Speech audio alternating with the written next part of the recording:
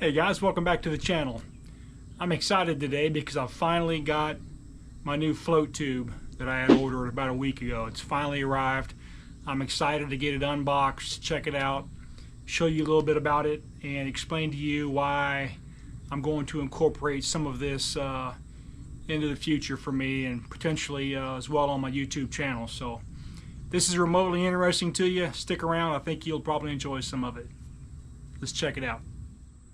Alright, so I guess I'll start with why float tubing. So I've been float tubing since I was a teenager. Man, 13, 14, 15, kind of in that age range is when I started. My dad used to float tube with one of his buddies at work. I mean, they did it for a handful of years before I ever caught on to it. And we're fortunate to have a area just north of where we grew up that has a bunch of strip pits, and I mean there's 30, 40 of them, different pits in this particular area, and they're, of course, they all filled with water over the years. They used to mine I think coal and probably some other things as well out there, and they just left these huge holes. And anyway, they filled up with water. Conservation department, you know, stocked them with fish, and most of them are accessible by either a walking path or maybe a gravel pathway. Some of them are a little more tucked away, and you've got to really kind of find your way to get to them. The beauty of it is that a lot of them are so far back and off the beaten path that a lot of people won't go back and fish them. So there's good fish numbers a lot of times, and there's also the potential for really nice sized fish. The target species generally when I tube is largemouth bass, but the occasional crappie, of course, bluegill, sunfish, things of that nature are always, you know, available as well. But largemouth is generally what I end up finding myself going with, so, or at least catching when I'm out there tubing. So I've been doing it for a long time. I've never, you know, really thought about kind of getting out there and maybe bringing it into my YouTube channel as just another option. I am kind of curious how many of you who are watching this have ever, you know, fished from a float tube. I'm just kind of curious, like, how popular it is. I know it's popular to a degree, but anyway, I was just kind of curious. But that's kind of why, you know, the beauty of it is that when we get like heavy rains and a lot of the lakes, you know, they get muddy and they start, you know, debris starts floating, and it can take, you know, several days for a week for things to kind of, you know, balance back out and water clarity start to improve. You know, these smaller bodies of water like these strip pits and small ponds, they don't muddy up like that. So this would be a good way to kind of keep, you know, fishing, and, you know, maybe continue to bring some different content when those scenarios exist, and the lake's just super high or super muddy, something like that. Water's, you know, real stained. So, not to mention when it's really hot, like in the summertime, like right now, I think it got up to 96 degrees today. Actually, it's kind of warm out here on the back patio. But days like these are the perfect time to take a float tube, jump in the water, and you know, cool down a little bit in the evening. And it doesn't take long to kind of get out there and get fishing. So I could conceivably leave work, you know, in the afternoon, you know, get off at 4:30, and, you know, possibly be on the water by 5:15. You know, have 2 to 3 hours of fishing to get in. So there's an advantage there as well. Not to mention just shorter travel distances to some of the smaller bodies of water out here.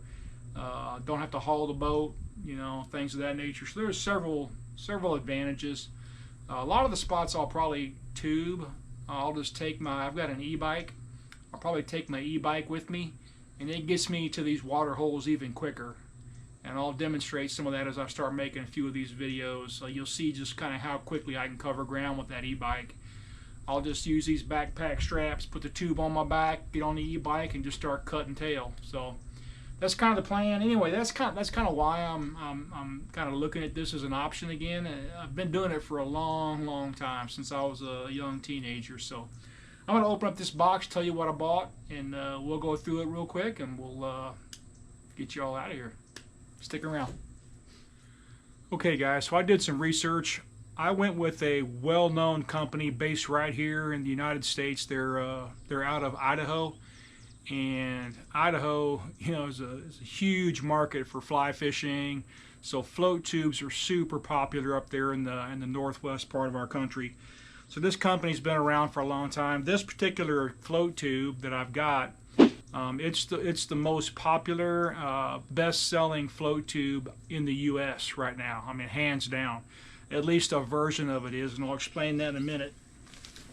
So what I went with, I hope you can see this. Which end is it on? That's kind of a picture of it, if you can see that. But this is the Outcast. That's the company, Outcast Fish Cat 4 Deluxe. So the Fish Cat 4 is the most popular, best-selling float tube out there across the United States right now. And this is the Deluxe. So what does that mean?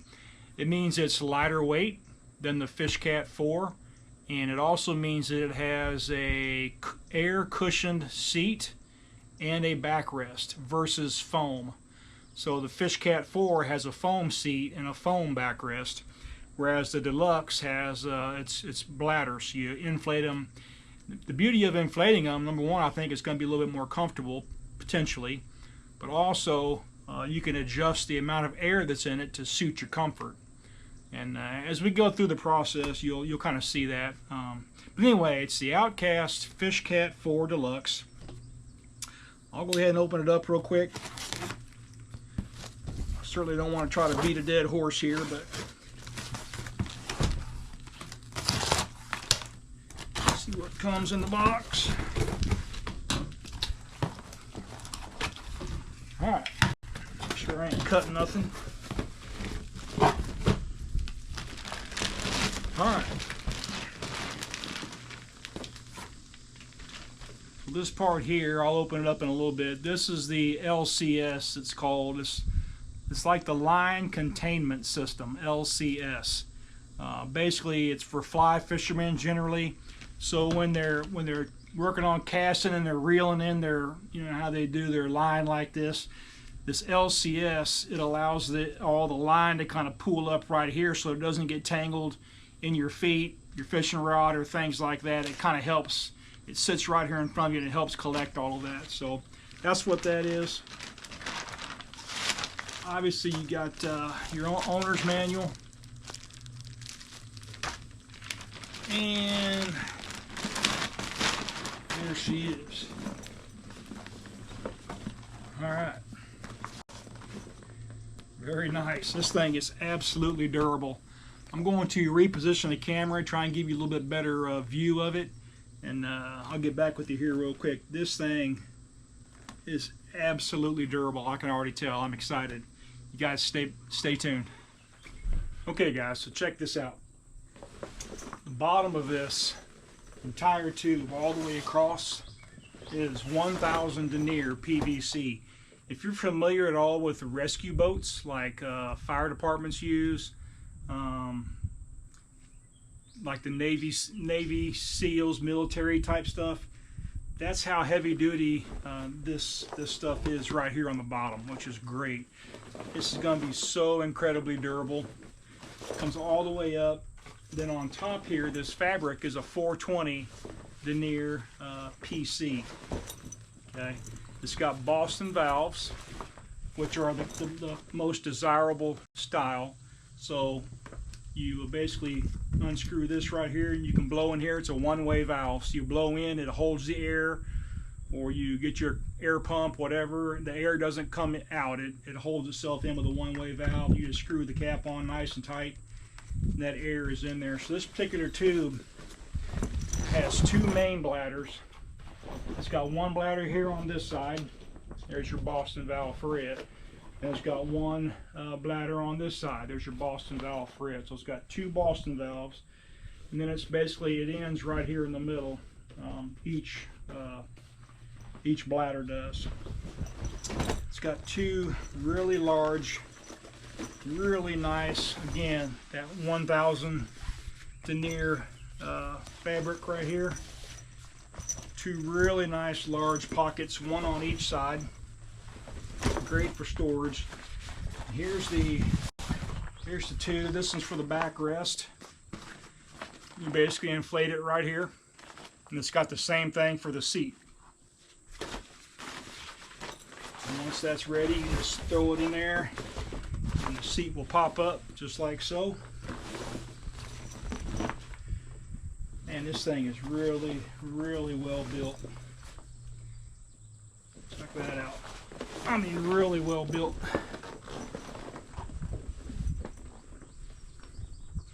Fish Cat 4 Deluxe. Look how heavy duty this thing is. There's your backpack buckles right there. So I'll be able to put my backpack straps right on it that I purchased the other day. Be able to put this thing right on my back, carry it in. It's also got a couple of holes in the 1000 denier fabric here. It's going to allow the water, any water, to freely pour out. So when you're backpacking it afterwards, you're not carrying a bunch of excess weight. There's also two more right here up front, two more holes. So that's going to be great at getting rid of any excess water that may be in it when I'm done fishing.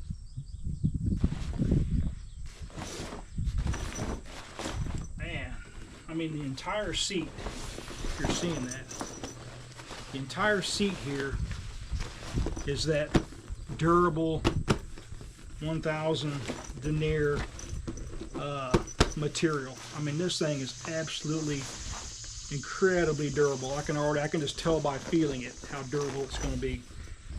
And that's exactly what I was hoping for. All right.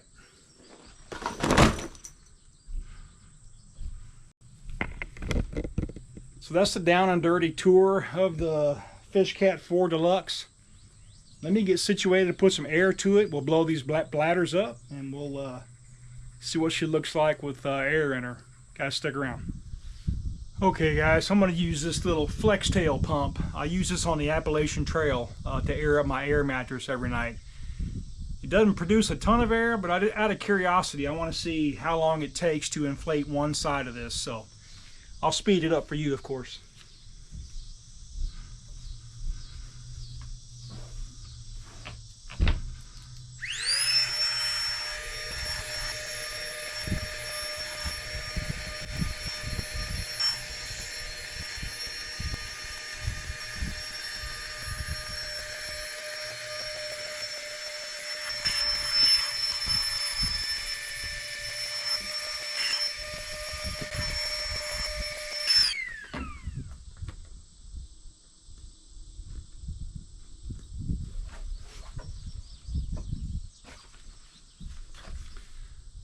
Wow, that was a lot quicker than I thought it would be, actually, for this little bitty old pump. Fits in the palm of my hand. That was actually quite a bit quicker than I thought it'd be, so it may need a little bit more air pressure, but I'll tell you what, it's darn near full, so that was pretty impressive. I'm going to air up the other side real quick.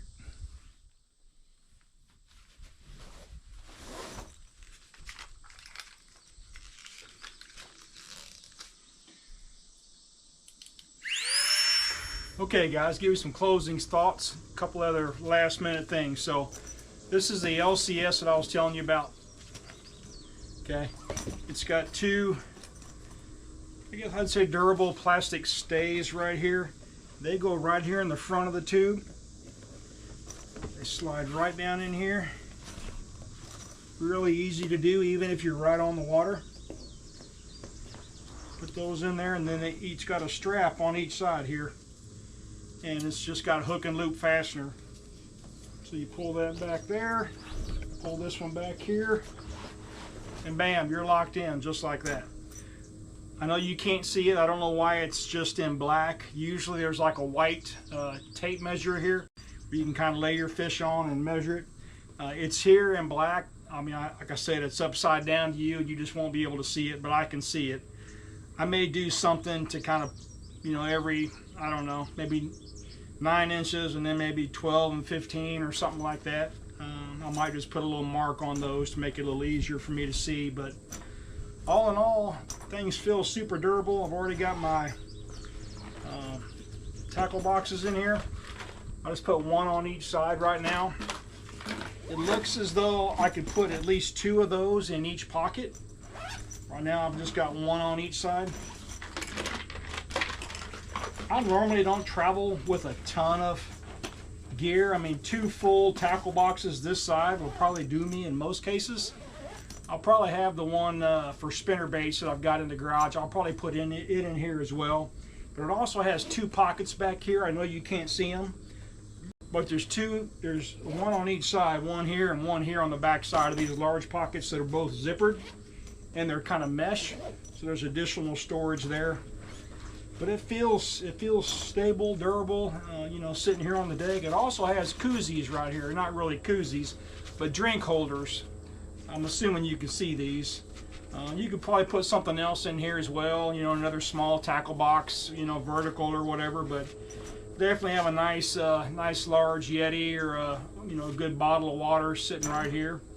But this also came with the kit, or the float tube. I didn't show it to you earlier.